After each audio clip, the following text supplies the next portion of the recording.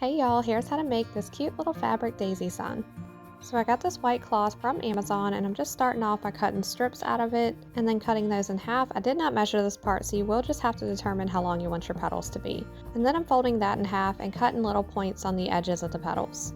Folding them in half just makes it easier to cut more at one time so you're not doing individually. And ultimately I do keep them folded anyway when I go to apply them to the center base of our flower. And I got this yellow fabric off of Amazon. This is what I'm using for the centers of our daisies. Again, I'm cutting two together just so I don't have to cut them individually, and I'm just cutting a circle shape out. And those scrap edges I'm actually going to use to stuff inside of our daisy center.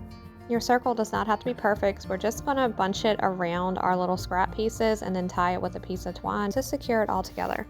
And once you have that tied, you can just push on the center of it with your thumb to flatten it out a little bit.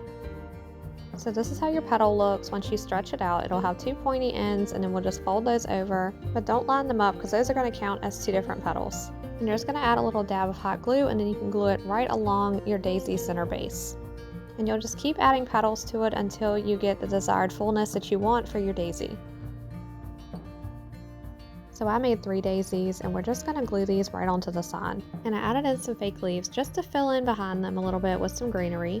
And then I'm just gluing my daisies right on top of that, and I kind of have mine in a little bunch together. This just helps hide the back side of the flowers. So my last fabric flower sign, I really love doing a little stem down the sign, so I just recreated that with some thick twine and just made stems for each flower.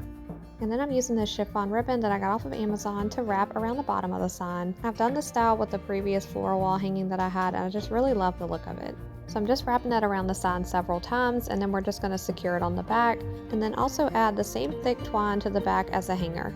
So I also made a cute little simple bow for the front as well.